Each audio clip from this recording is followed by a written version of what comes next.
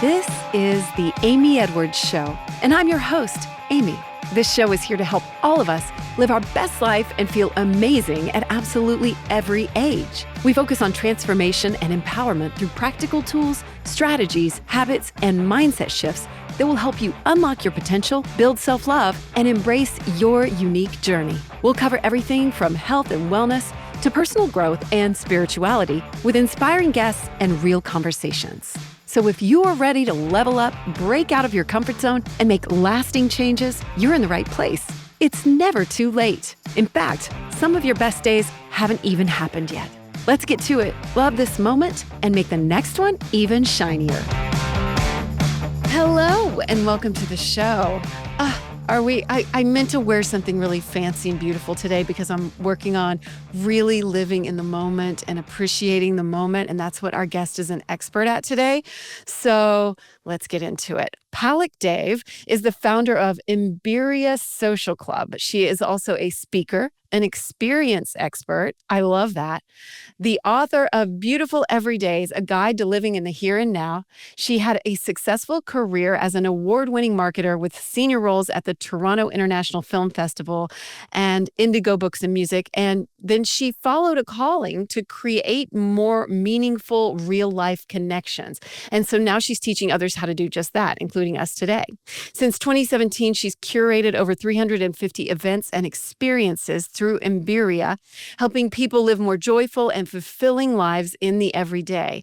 Palak's work has been featured in The Every Girl, Huffington Post, and many more, spreading her message of presence and beauty in the moment and helping us all remember that fulfillment doesn't have to wait for someday. Right? And so welcome, Palak. I'm so happy that you're here. And I think that on this show, I kind of do that, but in a different way, right? I'm always about staying present and all that, but in a much more spiritual way. And we have to function in the real world, right? We have to eat off plates, right? So that's why I think you're the eat with the good china kind of a gal, right? Like making every day feel special. And I'm curious what that looks like to you in your own life right now.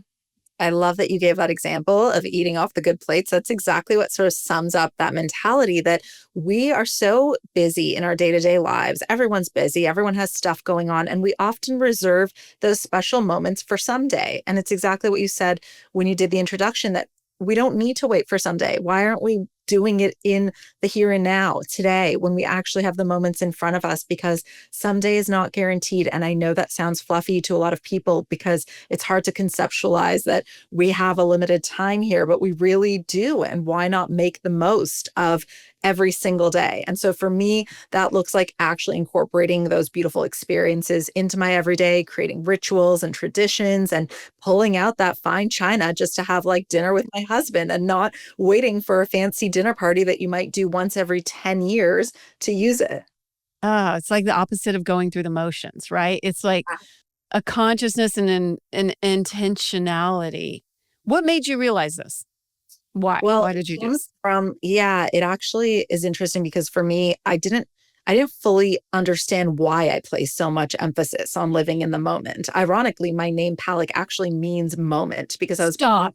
Yeah, it really does. So I was born very quickly, kind of in the blink of an eye. And my parents were actually going to name me Anna, which just, I don't know why. That was their name that they had chosen. My sister at the time, she was 7 years older, had wanted them to name me that. And then I was born really quickly. And at the time, my aunt was in the room and she's like, why don't you name her Palak? It means in the moment. And so I've sort of been living up to, they say that sometimes your name can signify something that you're going to do in the world. And I've realized through a lot of things that I do really enjoy living in the moment, but I went a little bit deeper than that in reflecting why it's so important to me. And it really comes down to when I was 15 years old, my dad passed away of a sudden heart attack. And so that changed my world, obviously, completely. It just turned it upside down. And I really realized how much emphasis he placed on someday. He would often talk about retiring and spending time with my mom and traveling the world and these sort of grand plans to do it after they turned a certain age. And so I remember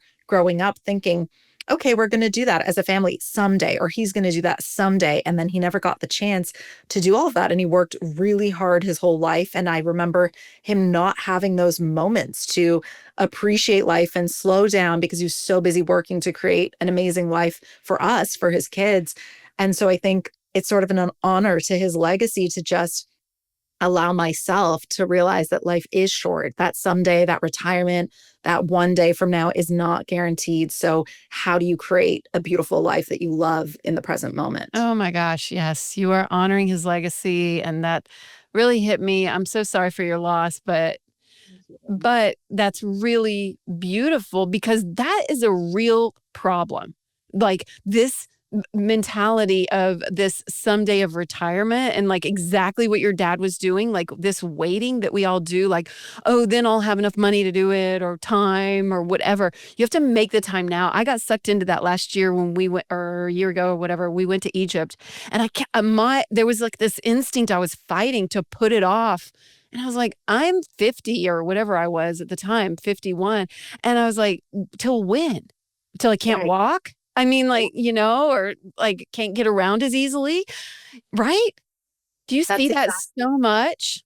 yes, that's exactly it. It's what you said before about, it's stepping off that autopilot and actually Yeah. taking control of your life as the pilot yourself. Like we go from work to then taking care of people are taking care of families, they have partners, they have aging parents. There's so much involved in day-to-day life. And often people are living for the once a year vacation. And I know that sometimes financially that's all people can afford, but it's not about the grand vacation and it's not about achieving something on your list. So yes, you might want a bigger house. You might want to actually change careers. You're waiting for that someday job, the someday house, the someday vacation. Yeah. But it's really not about that. It's the fact that we can infuse these things as little moments that are affordable and accessible in our day-to-day lives. And it is just a simple act of presence. So of course there's things that you can do, but even just being present to the moment can shift your entire reality if you allow yourself to slow down enough to witness it.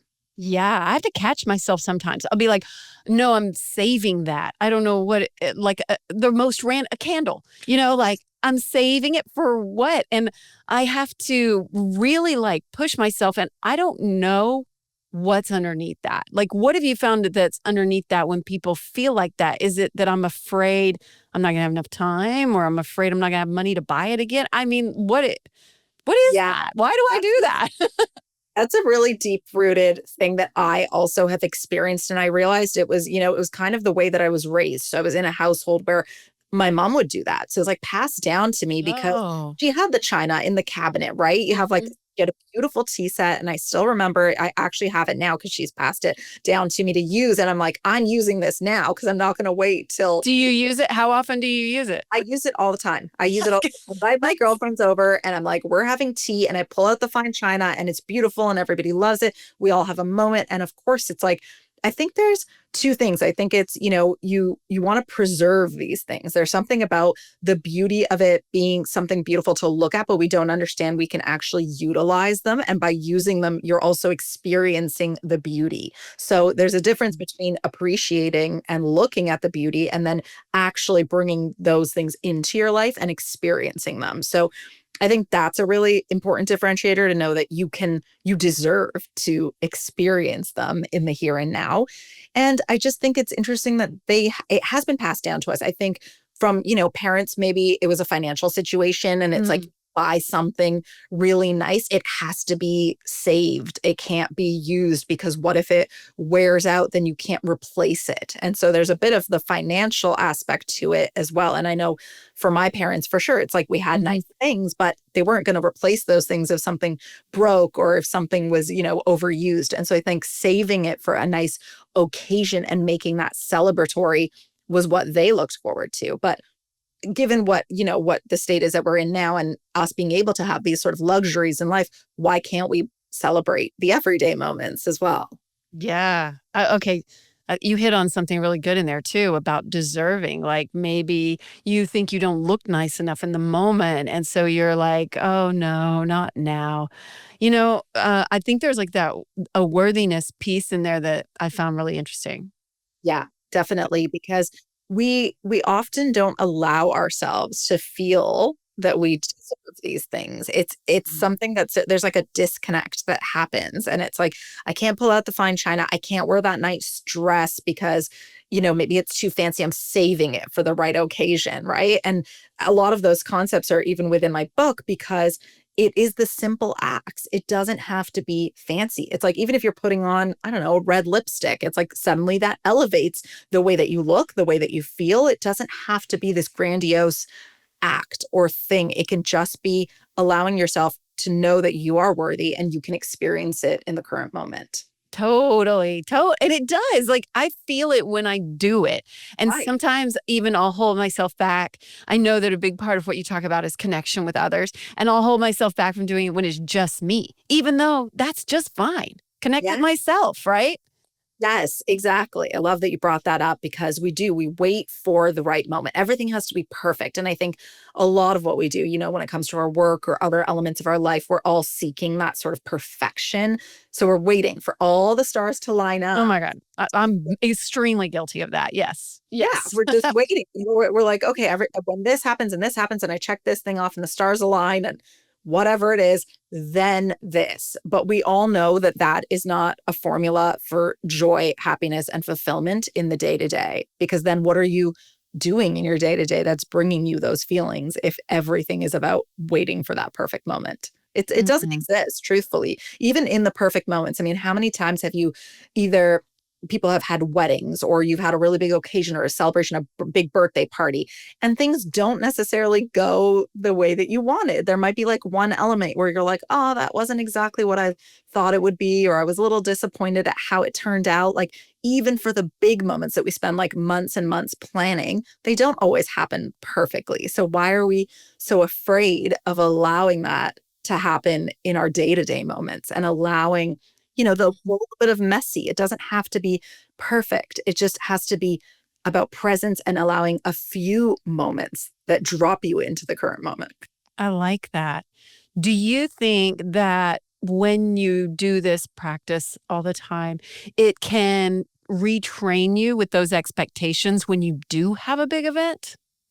Yeah, I definitely do because it's happened to me personally and I've seen it happen to people around me. So, Oh, tell me. Okay, yeah, that's super interesting. as an example, for example, I got married in Greece. Oh, So, I'm getting married this year, so this is good. Good advice for me. Yes. exciting. Okay. My husband's European, so we decided to do the wedding in Greece. And it was really interesting planning it from North America because I'm used to my perfectionist planning mentality. I want to check off all the boxes. I want to make sure everything looks like Pinterest. I had all these things. This was 10 years ago now, but it really taught me a lesson because I wanted everything to line up perfectly. And then I remember contacting a wedding planner, and it was like 6 months before the wedding. And they're like, yeah, we're not going to talk about that till a month before. And I'm like, a month before? Like, how am I going to do my seating charts? How am I going to like do my flower arrangements and pick everything and make sure it all aligns? And they're like, yeah, we'll worry about that later. And they kept sort of putting it off. And I ended up going to Greece a week before the actual wedding. And within that week, we planned everything. Like I was able to like pick my cake, pick my flowers. Like I I trusted love it. the food. And it was like this act of letting go of the perfectionism to allow the beauty to unfold in the way that it is all meant to be. And what's ironic about that and what was such a big lesson for me was it was the most beautiful few days. We had like a multi-day wedding. It was gorgeous. Everything. It wasn't perfect in terms of, if you look at it on paper, I'm sure there were lots of things that could be improved, but the experience and the feeling that the guests had and the feeling that I had and that my husband had, it was perfect for us. And so it came down to what is the feeling that you're trying to evoke? And I think it's all based on if you base it on the feeling and not so much about the outwardly appearance of things, it was still Yeah. beautiful.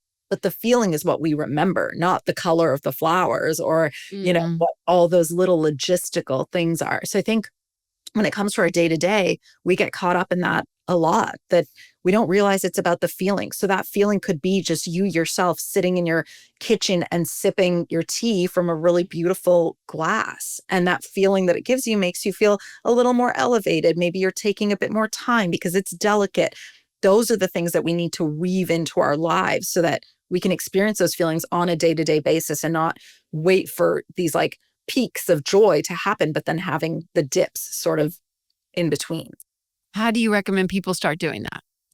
One of the ways that I love to look at it is through rituals and traditions. And I say this because we sort of know that traditions are embedded in many cultures. It's kind of Mhm. what unites people and creates a sense of community and belonging. But if you look at traditions, people have holiday traditions, they have like these annual traditions. Some people take family vacations or whatever it is that you do that is a tradition. But traditions can happen on like a smaller scale, and we can even call them rituals. So for example, if you look at your week ahead, what's a small thing that you can decide to put on your calendar? Because we all know you're busy, everyone's busy. So, what can you put onto your calendar that's something tiny that you look forward to on a weekly basis? So, for me, I'll give you a few examples. One of them is the fact that I work for myself, I own my own business, and Sunday nights used to be something that I was like, not that I would dread, but I'd be like, oh, I have an early Monday morning tomorrow when I worked in the corporate world. Now that I work for myself, I'm like, I should reclaim Mondays as my own. Why am I not enjoying my Monday? I've chosen this life of freedom and being able to do this for myself. So why am I not making that moment something significant? And so I block off the first few hours of my Monday morning every week and I'll do something for me. It'll be either I'm doing like a slow movement class or I'm doing yoga, or maybe I'll take extra long and like making my smoothie or walking to a nearby spot that I love or taking an extra long walk on the beach. And that's just my way of reclaiming my time and having something every single week to look forward to that brings me joy.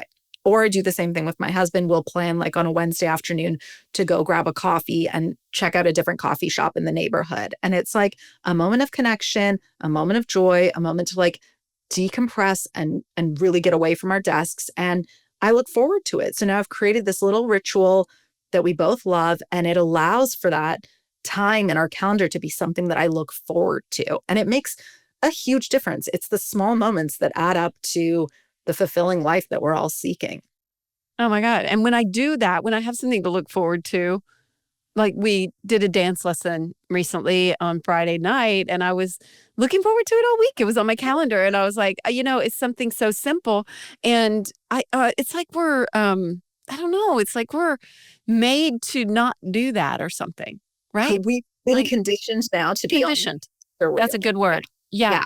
We're conditioned to be on this hamster wheel of output. It's output and productivity. It's like, how can I Mhm. do things quicker, faster, more efficiently, larger scale, especially if we work for ourselves? It's just a constant sort of pull in terms of there is no limit. You are your own, if you're your own boss, then there definitely is no limit where you're like, you need to shut it down at a certain point, or you need to take those Yeah. breaks and carve them out. Or if you work for someone else and it's a demanding job, then you just never really get to fully disconnect. So I talk a lot about even unplugging and the importance of that in your day to day to carve out those moments. Like a lot of the activities that I suggest, I highly recommend doing them phone free, because I think we're just in such a busy, digitally distracted world that it's important to carve out that meaningful time with ourselves and be intentional about the time and not feel distracted in order to Yeah. really soak in those moments. But yeah, I think we're all just trying to be productive, and it takes a little bit of unlearning productivity to understand that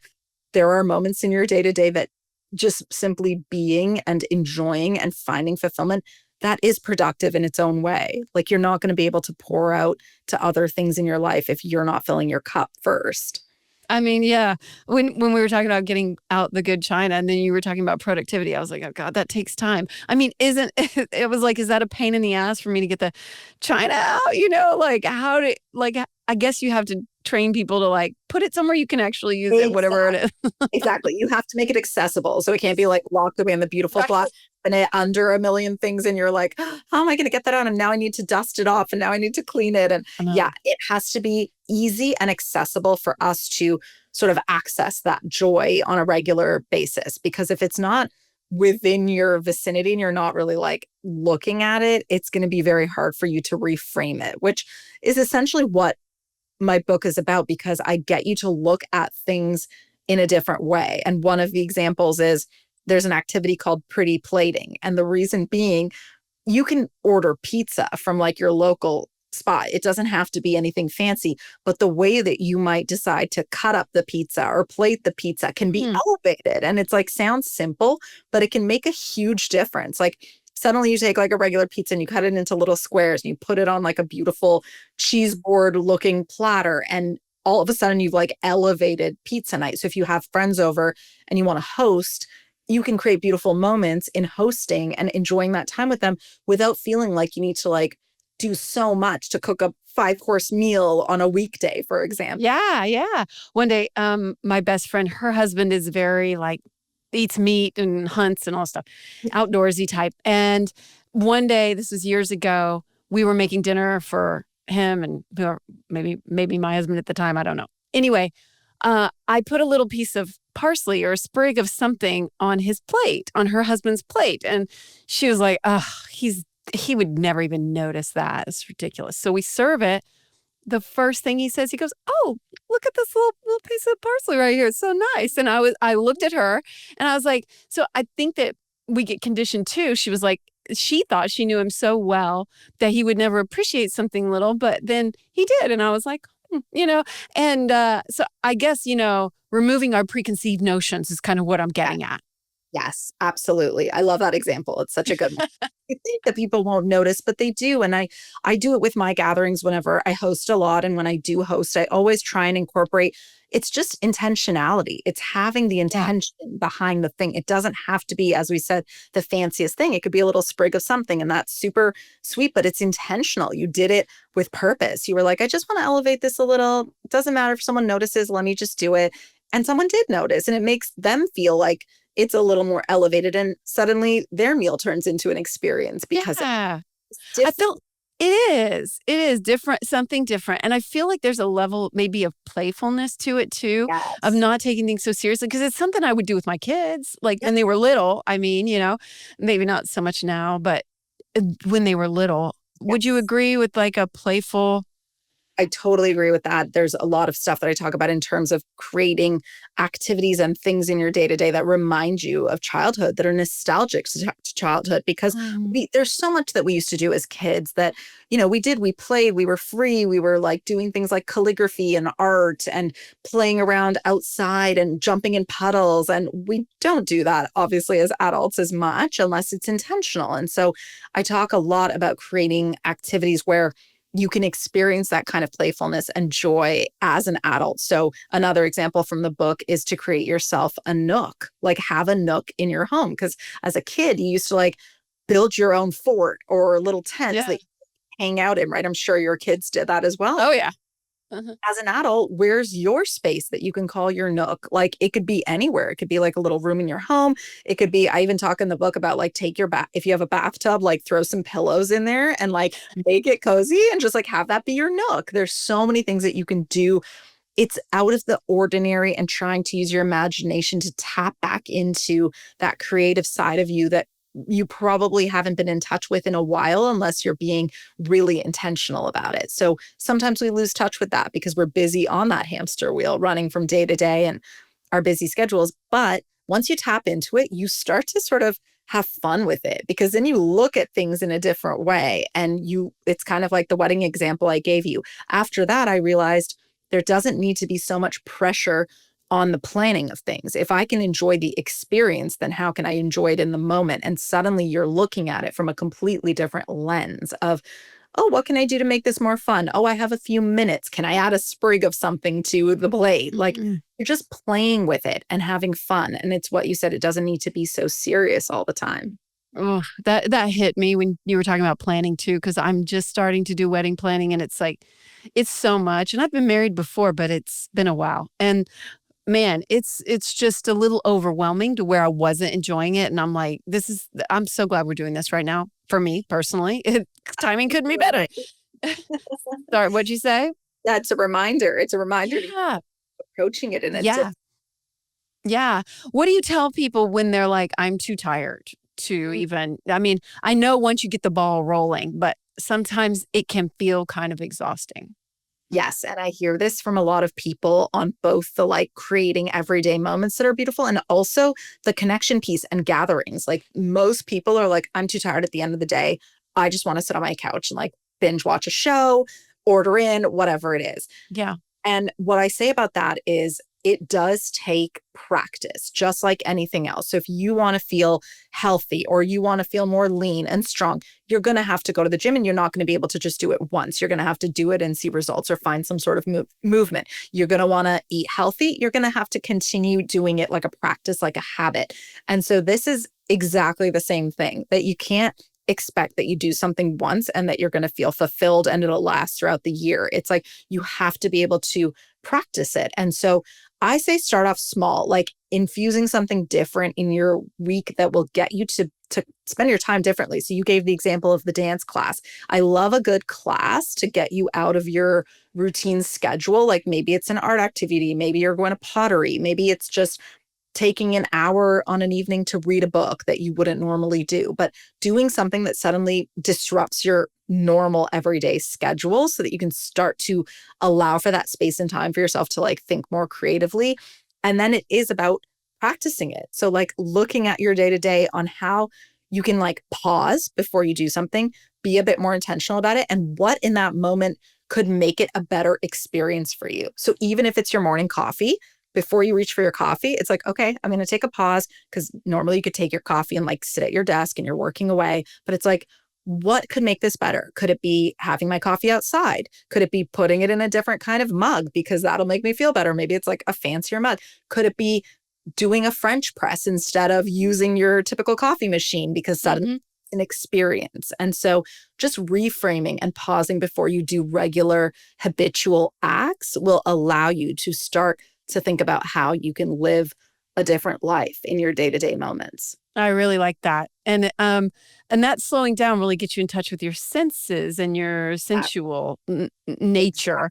And I feel like there's a payoff about getting more in touch with our feminine side, because the study that I've done and the work that I've done to get more in touch with my feminine was all about this.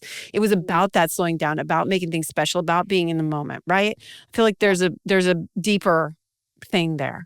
Yeah, there's a huge connection there, because even when it comes to just the beauty of things, like appreciating the beauty and slowing down and tapping into that and getting creative with the beauty. So even if it's about plating your food differently or creating a grazing board for your friends, like you're getting creative, you're being a bit more playful with it. You're allowing yourself to tap into those creative parts of you that are probably a bit suppressed, and you haven't been able to do that in a while because you're like at your desk typing emails all day or like going from meeting to meeting, and suddenly you haven't had the opportunity to put yourself in those environments. Or if it means creating time for a class or something of that sort where you are tapping into that feminine side. I think it's so important, because when you are busy and you're on autopilot, it's very hard for you to feel in flow, in alignment, and probably a lot of the things that you share for us to feel reconnected with that. And it is in the slowing down and the pausing that you're able to feel more of those feelings. It's really important. And actually, if you want to tap into that, you can't be on autopilot, like running from the thing. It doesn't happen. No, I really had to study it and make a conscious effort, because even in my responses to people when I started dating again, like I had to really consciously think, how am I actually feeling right now? What do I smell in the air? Like, what do I feel on my skin? And it was really a tuning in. And I think when you do take your advice, and I love that you said it's a practice, then we're training ourselves to really get more in touch with that. And that's magnetic, right? Yes. That's hot. Totally. Yeah, your energy completely changes. And then suddenly you're radiating that energy outwards, Oh my because God. There it is. Right? that's Yes. totally what's going to draw people in. It is when you are most in alignment with yourself and you're not thinking, but you're feeling. It's like it's not in your head, it goes to your body. And suddenly you're allowing yourself to pause and your energy completely shifts. And I've heard this from so many women where they'll go, go, go, they walk and they're like, oh, I can't meet somebody because, there's just no one out there. There's no one in person that I can meet anymore. Everyone's like on an app. And I'm like, is it that there's no one out there, or you're not allowing yourself to like open up to the energetic field of meeting someone in person because you're not giving off that vibe? And so suddenly when they slow down and they take the time and they're pausing and they're walking intentionally and their head is up and they're looking around and they're feeling more aligned with themselves, that's when the magic happens, because it's undeniable when you're giving off that energy that people are going to be drawn to it if they're also in that same space and paying attention to those cues. I love that. How has that presented for you? Oh, well, I got to meet my husband in person, which was great. That's exactly what happened for us when we met. I mean, it was 10 years ago now, but when we met, it really was that moment of serendipity where we were both in one place at the same time. We both ended up there after going to a few different places throughout the night. I had a canceled concert and he actually was supposed to be somewhere else. And then we both ended up at this one place, and it was all based on energy. Like, had I not been energetically open to meeting somebody, it would have never happened. There was something that drew me to be willing to like receive him talking to me. We talked, then I went over to his table, and it's like, I wouldn't have done those things if I was like heads down, go, go, go, like thinking about work the next day. Like, none of that would have happened. So that was a time in my life where I was just making friends, meeting people out all the time, because energetically, that's where I was at. And it really works. If you're looking outwardly for things to shift in your life when it comes to like meeting people, whether it be friendships, whether it be romantic partners, you have to do the change from within. And that's when it will happen. 100%. And this is such a cool pathway to doing it because it's just so pleasurable, right? Like Yeah. you get to enjoy all these things and really, I don't know, just savor life. That's magnetic. Yes, exactly. Yeah. That's what it comes down to. Yeah. Since you've been doing it in the last few years, like writing the book and everything, have you noticed anything else? Do you find yourself manifesting quicker? Do you find like what do you find? That's a great question. Absolutely. The manifesting, that's actually such a great question. No one's really asked me that, but I do believe so much in the power of manifestation. And absolutely, when I'm slowing down and I'm so present, I'm savoring life in those moments, I'm manifesting like crazy opportunities and things that are coming to me. And it is always in the I got slowing down. chills. I got Oh, chills. I love Sorry. that. I love it. Yeah, it's so funny because I I know this, like I know in my head that when I'm like busy working at my desk, the opportunities don't always come. But if I like let go, there's so many times where I have known that I have a busy day ahead. And then I'll be like chatting with my husband. We're like, you know what, let's just go on an extra long walk by the beach today, or let's like go do something. And when I get back to my desk, like an opportunity's presented itself because I'm allowing myself to go do what fills my cup and be in alignment instead of like pushing through by writing emails or hiding behind my computer screen. Like that's not always the things that's gonna get me the opportunities. So even a small example, but there was one day where my husband was going to a conference and Jay Shetty was going to be the speaker. And I was like, oh, that's really cool. Like and he had an extra ticket. And I'm like, I should come to this conference. That would be so great. But I'm like, I have so much work to do. My day's so busy. And I'm like, no, but I want to be intentional with my time. What is going to be the best use of my time? Will it be hearing a speaker in person who's going to energetically be giving to me and I'm going to feel that that's an amazing experience? Or will it be catching up on my emails, which I could do at any other time? And so I'm like, no, I'm going to go. And I'm also going to take a copy of my book just in case I have the chance to like meet him, which was very far fetched because there was like 10,000 people at this conference. So I was like, there's no way, but I'm going to take it. And what's crazy, long story short, he ended up speaking at the conference. It was amazing. I felt the energy in the room. I felt so inspired and lit up. And afterwards, I didn't even think about it, but there was something within me that I'm like, I'm going to go meet him. I'm just going to give him my book. He was like on a stage, had security, had no idea how this would happen. Something pulled me to walk towards the stage and to walk to like this back area. I don't even know how I found it, but I just went, and no one was allowed to like go backstage unless you had this like VIP ticket. And I just like asked his security team and I was like, I just want to gift him something, like if you don't mind. And he ended up being right there at that exact time. I was able to talk to him. I gave him a copy of my book. He was so nice. We had a conversation, took photos together. And it was just like, I could have sat at my desk all day and written my emails, or I could have had that experience where I'm like sharing something I love with somebody like that. And I'm able to just put myself energetically in those moments. So I just manifest these things where if I'm true to myself and I allow myself to enjoy the day to day and like experience life's pleasurable moments and find that joy and chase the joy instead of chasing the productivity, that these things end up happening. So cool. Plus, yes, and I think that doing all this really strengthens your intuition. And so you were able to recognize it and just go with it rather than like doubting it. You know what I mean? Yes. And that's when the best things happen, right? Like when we're not thinking about it and we just have something that's pulling us towards it. Had I thought about it and was I like sitting in my chair saying, should I go? Should I not? Am I going to?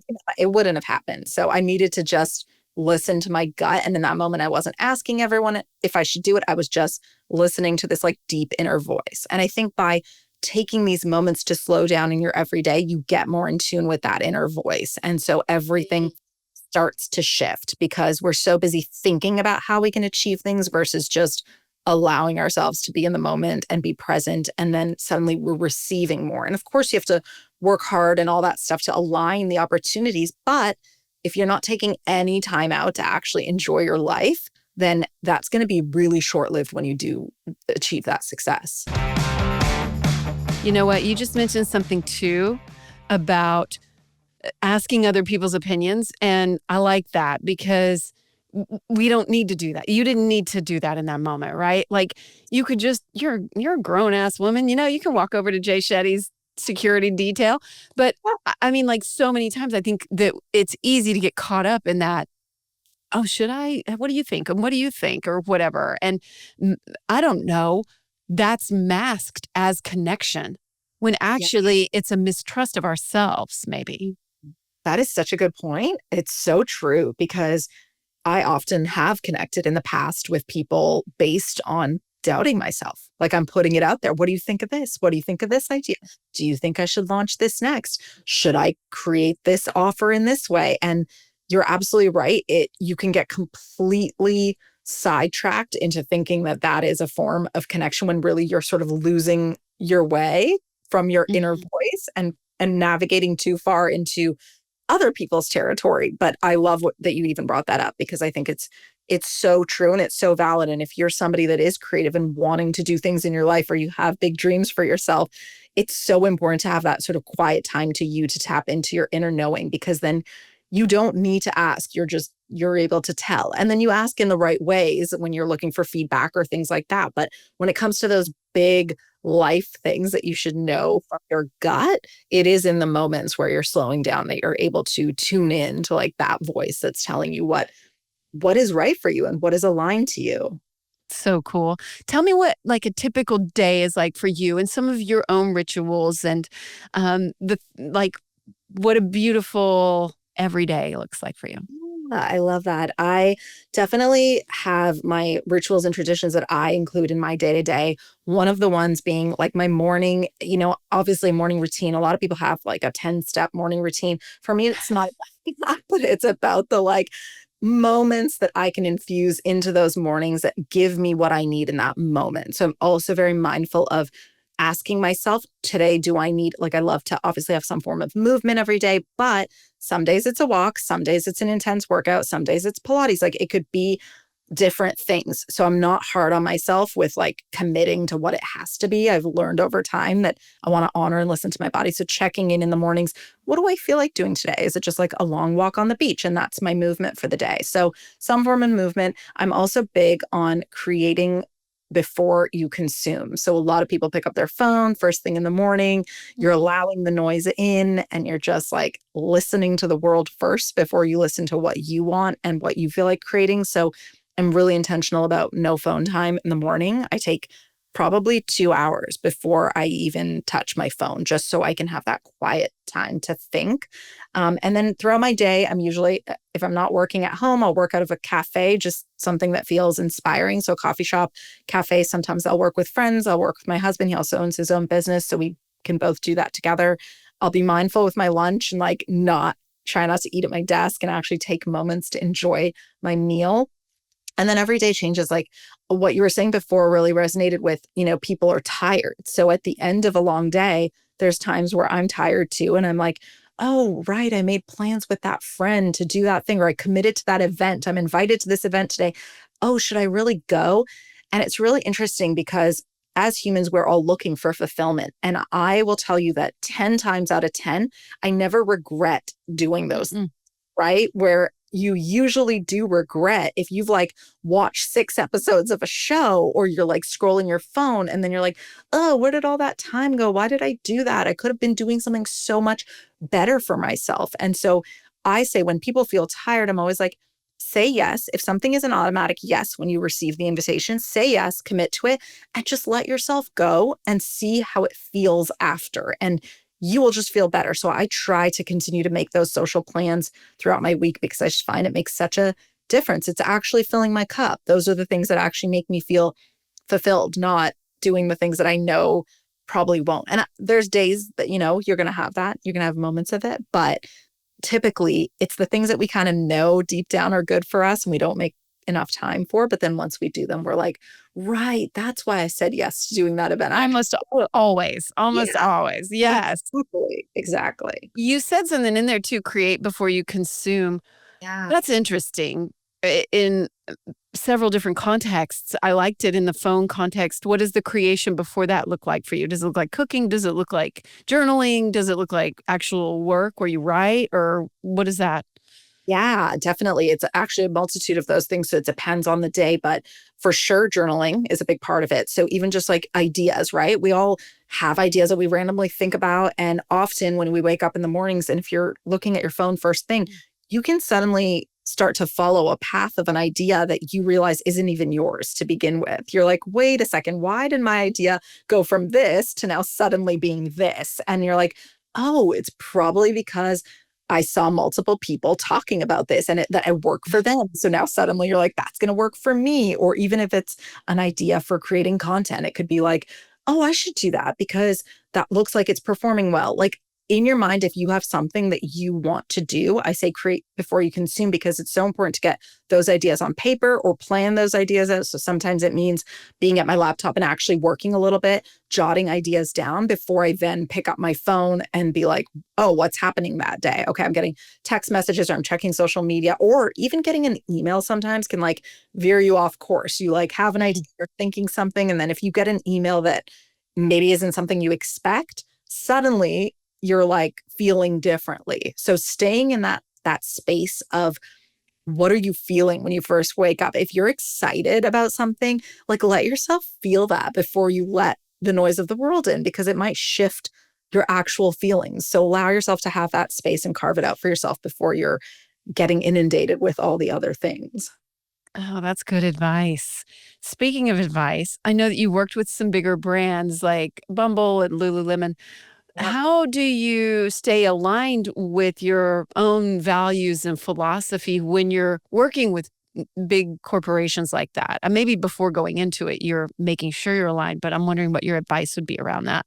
That's a great question. And it kind of ties into that notion actually of create before you consume, Mhm. because for me, there's been many times where I have, talked to a brand about partnering. So let's say I'm planning a private experience for them where I'm leading or I'm hosting an event for them because I often do a lot of connection activities or I'll do a talk or something about bringing in beautiful everyday moments so that you're like avoiding burnout and all those things with companies. But when I do have that, I'm very clear on what my offering is. And I try not to deviate from that because it's very easy for brands to be like, what about this? And what about this? Like, well, if it's that, then I might not be the right person for you because I should know what is sort of in my lane and what's not. So I try not to act from that desperate energy of like, well, it's a really great brand. So therefore I should be willing to forego, my beliefs on this, or maybe I should try something different. Because I found in the past by doing that, it just doesn't feel as authentic. And I'm all about authenticity and I really want that to feel true. So I create my offerings. There's been times where I've deviated from those and I felt like, oh, is this even something I want anymore? Like, I think checking back in with yourself to be like, do I even want this? Or is it just because it's a big brand that you think you have to do it a certain way? Like, you can find aligned work if you stay true Mm. to yourself and the opportunities will come. And I think longevity matters in that case because it might be like, oh, a quick win to work with a brand if I change things around. But if you're true to yourself and there's longevity there, then you're going to continue to stand out and become known for something over time. You say no sometimes? Yeah, I've definitely said no. And I've obviously had to learn the art of saying no because it's really hard, I think, especially just as a woman, like saying no to things. I've done things for free many times where, I've been asked to speak or I've been asked to like moderate panels and it takes up so much of my time and I love doing it. I love connecting, but there's times where I'm like, I have to also appreciate the value of what it's bringing me and the time that I'm giving to something. So I'm learning more and more to understand my worth and my value and be able to say no to opportunities with the knowing and the trust that bigger things will come or better, more aligned things will come if I do say no. Yeah, for sure. And slowing down helps with that, right? You're able to really get in touch with, do I really want to do this? And sometimes it takes doing it to learn that you don't want to Yes. do it. Yes, that's happened many times. Yeah, same, same. Well, what did we miss today? What else did we need to touch on today? Mm. I think we covered a lot of things that are just like true to my heart and I think will resonate with a lot of people. And I hope that these messages do resonate. But I think the biggest thing for me is wanting to remind everyone that really, when it comes to your life, you should be measuring it on a scale of joy and fulfillment and finding that beauty in the everyday moments. And if you're ending the day feeling like you didn't get any of those things, then you may want to reevaluate your life and figure out how you can bring more of that. Because I think the way that the world is headed in terms of just constantly on, digitally connected, always busy, trying to do, achieve, be more all the time. I really think it's important for us to tap back into what matters. And to me, that's two things: the power of in-person experiences and really valuing the day-to-day experiences that we can have in our life to find that fulfillment, and the power of connection. So connecting back to yourself and the people around you. And I think those are the two key things